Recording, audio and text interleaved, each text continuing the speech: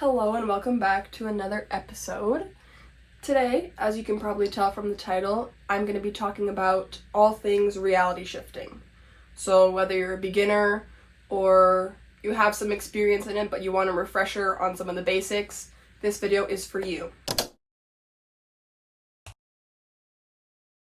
So you've probably heard of reality shifting or shifting on TikTok. That's one of the big places where we talk about it a lot.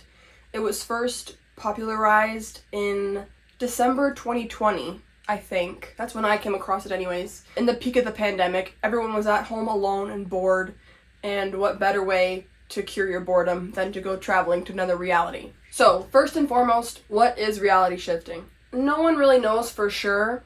I don't know if it's a multiverse, if it's all your subconscious mind's doing. I'm not really 100% sure.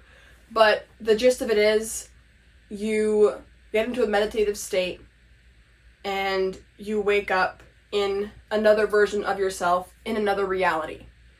And you get to experience that reality and it feels as real as where you are right now. A lot of people go visit their favorite movie characters. A really popular one is Hogwarts. So people go shift to be a student at Hogwarts. And time passes differently in these desired realities, as we call them. Some people spend years in their desired reality overnight in this reality.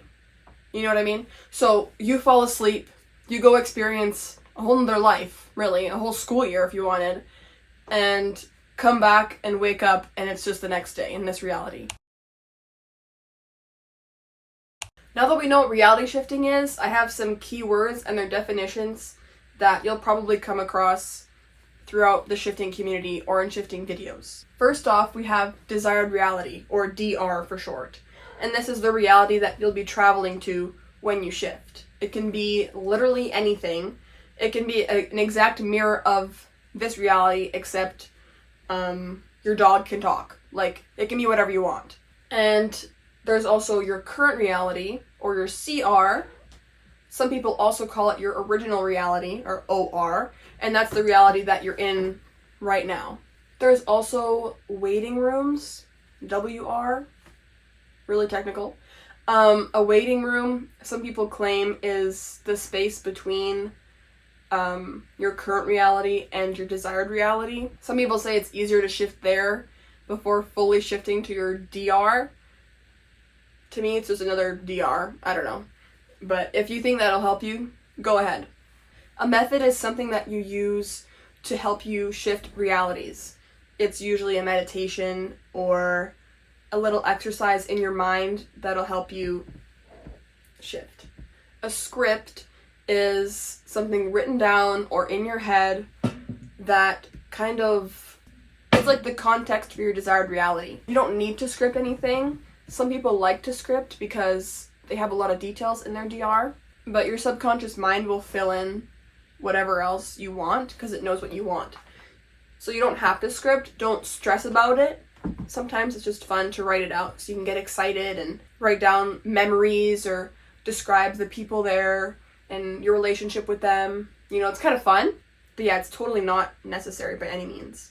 A mini shift is described as being you almost shift, but you're not quite there. Maybe you heard sounds from your desired reality. Maybe you felt your bed in your DR, but you weren't fully awake and present in that new reality.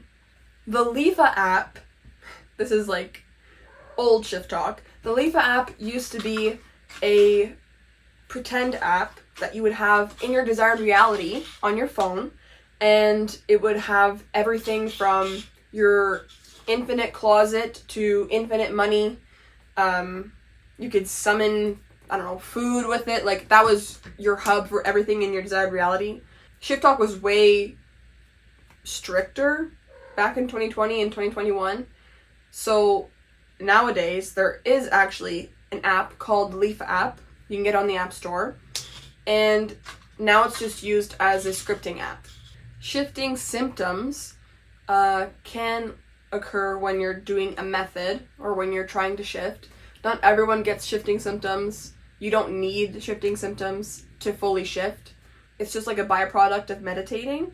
For me personally, I get tingles, I call them, all over my body, and I whoosh. So I literally feel like my mind is flying across the universe or whatever. But some people say that they don't even realizing that they're shifting, they just wake up and they're there. To me, that's unbelievable because I always get shifting symptoms. Not everyone gets them, so don't worry if you don't feel them. But if you do, also don't panic. It's just your body meditating. This is another old shift talk thing, is a clone. A clone was supposed to be, let's say I fall asleep in my current reality and I shift. Well, the whole premise of shifting is you're moving your consciousness from one body to another. Well, some people were like, well, what is my body going to do without a consciousness? People would say that, no, it's okay because you have a clone. So your subconscious mind will just act as you do. So don't worry about it. Like, you can script what you want your clone to do. Like, you can make it do your homework and all this stuff. And honestly, I don't really believe that. I mean, I can't really say because I've never fully shifted for that long that I would need a clone. But honestly, I think you would just sleep when you shift. So I don't really see it being an issue. Sometimes shifters struggle to get out of that meditative state and into their DR completely. Like, there's kind of like an in-between where you're not quite there. You're in like the mini shifting stage. And some people have tips and tricks that'll help you get the final push that it takes to get to your DR. So a lot of times people will say, well, how do I do the final push and how do I do this? And it's just a way of saying just that last little oomph to get you from that meditative state to waking up in your desired reality. Another old shift talk word is a safe word. So some people were afraid that they would get trapped in their desired reality. So they would script a safe word.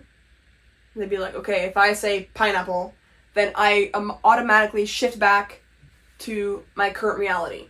You can add that if you want, if you think that you'll need an escape route. But your desired reality is a manifestation of your thoughts. So it would make sense that if you wanted to shift back to your current reality, it would just happen.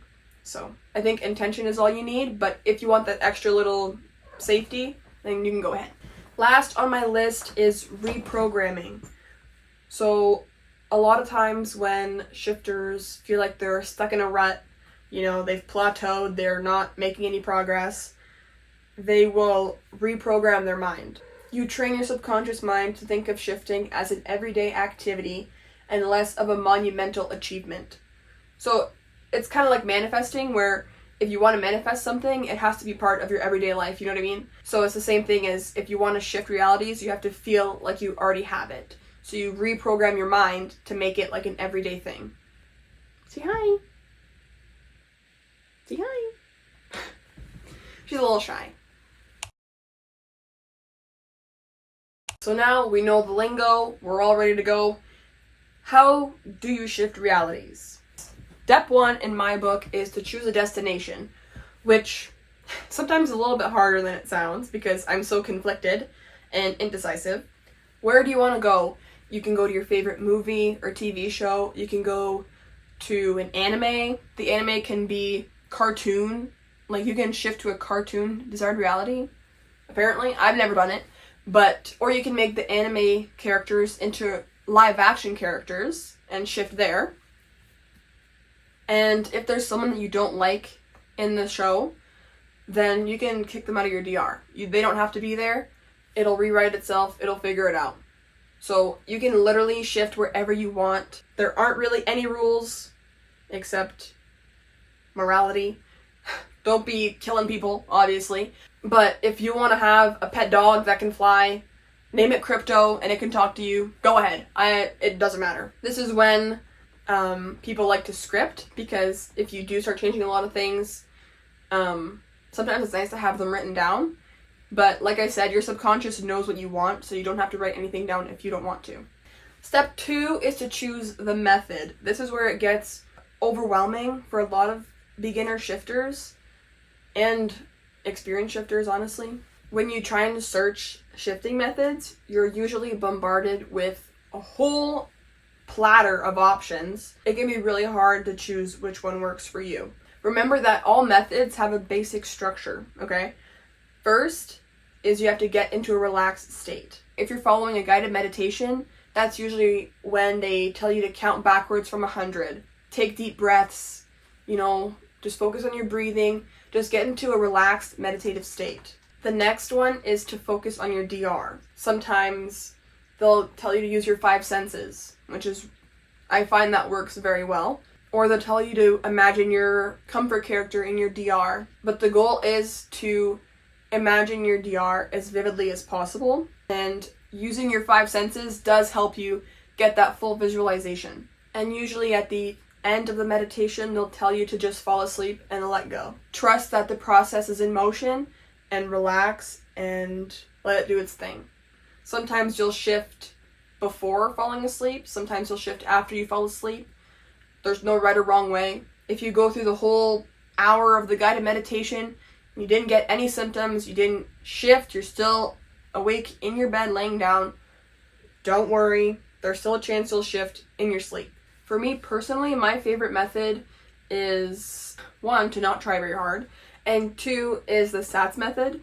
By SATS, I mean Neville Goddard. So I'll go over that now. So first, find a short action, like a short little scene that implies that you've fully shifted to your desired reality. It can be literally anything, like getting coffee with your friends in your DR, going to class at UA, casting a spell. It can be literally anything as long as it's short, and it can be literally anything as long as it's short and when you think about it, it's like, oh, I'm in my DR. Like, you wouldn't be doing that in your current reality. You know what I mean? So really think about that short little scene and get every detail down to perfection.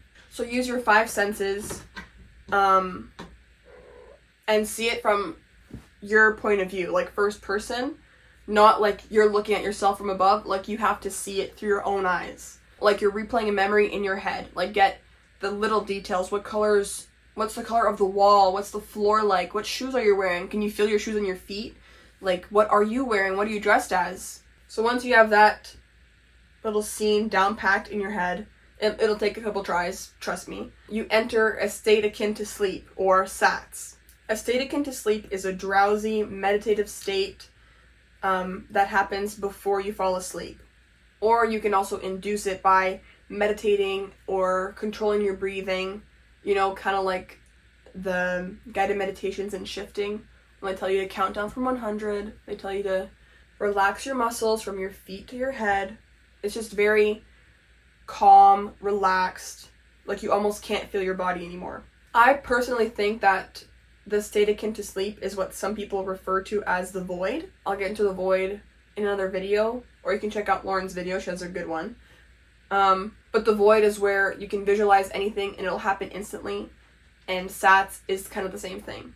So once you're in this meditative state akin to sleep, you play your scene that you practiced earlier. So visualize it with as much detail as possible, use all your senses, really imagine the scene, and just keep it short and sweet and replay it over and over and over again. Because the more you replay it, the clearer it becomes. And eventually, it'll become so clear that you'll feel like you're there. And at that point, you can either keep going and try to shift while still being awake, or you can go to sleep and shift while you're sleeping. Usually what happens to me when I shift is I have a nap. I wake up from my nap, and as I'm falling back asleep, I enter the state akin to sleep, because it happens naturally when you're falling asleep and when you're waking up for like that little 2 minutes. And as I'm falling back asleep, I'm lucid. So I'm half asleep. I can't really feel my body. I can't really move it that much. But I know I'm awake in my head, and I start to visualize stuff. And that's when I get shifting symptoms. That's when I start to hear noises from my DR. That's how I mini-shifted. I was so close, I'm still mad, but that's what I did, was I was actually just having a nap. Now, some people think that they need motivation to shift. to me, if I'm not in the mood to shift, I won't force myself to. But some fun things you can do if you are in the mood to shift, some fun things that I like to do is to script out my DR. I tend to write it almost like a book, where I'm the main character, it's in first person, and I love scripting about the first day that I wake up, because that's usually the scene that I imagine when I do the SATS method, is what do I experience when I first wake up in my desired reality. Another thing I really like to do is listen to music. I have playlists for each of my DRs, and it really gets you pumped to shift there. I found I've had the most success when I have a dance party, listening to that playlist, and then I go to bed, and I'm dreaming about my DR characters, like I'm already in the zone, you know what I mean? So it's fun, and it can help you shift. Now I have just some little tips that I've acquired over the years, so since I'm so wise. First tip is don't pay attention to how long it takes you to shift. Yes, I'm talking to you. If you've been here since 2020, 2021, and you see all these newbies shifting after 3 months, I feel ya. You're not alone, it's okay. But try not to focus on that, because everyone has their own journey. Just don't overthink it, because the amount of time you spend trying to shift has something to do on your shifting ability. So take your time. My next tip is remember that you're in control of your actions. It's not the universe stopping you from shifting. It's really up to you. Some people like to say that the universe isn't letting them shift. Okay. The universe wants what's best for you, and they will give back what you send it. It's a reflection of you. So if you're having a hard time shifting, maybe it's because you don't think you can shift. Deep down, there's like this doubt that you can't do it. Do some journaling, do some inner work, keep practicing, because it's simple, but it's not easy. The steps are straightforward, but it's not easy. It takes time, it takes practice, but you're in control of what happens. My next pro tip is, if it doesn't work when you go to bed, try having a nap. And nap in a different position than you normally would, or on a different spot. So I always fall asleep way too early on in my bed, but when I nap on my couch downstairs, I tend to stay awake for longer so I can get into a deeper meditative state before I actually pass out and fall asleep. You can lay backwards on your bed, put your head where your feet normally are, just so it's a little bit different so you don't fall asleep as easily, and sometimes that really helps. This one's a big one. Try lots of methods or make your own. Now I say that, but at the same time, if you try one method one night and it doesn't work, that's not really giving it a chance. So if you're going to go try the SATS method I described earlier, I would give it, a week, 2 weeks, however many times it takes for you to really get a feel for it and see if it works. Probably won't work on the first try, because you got to get used to it. It's a lot of trial and error. If you know that you meditate best sitting up, then meditate sitting up. It's totally up to you. Whatever feels most comfortable for you. I think that's about all I have for you today. If there's anything else you'd like to know, let me know in the comments.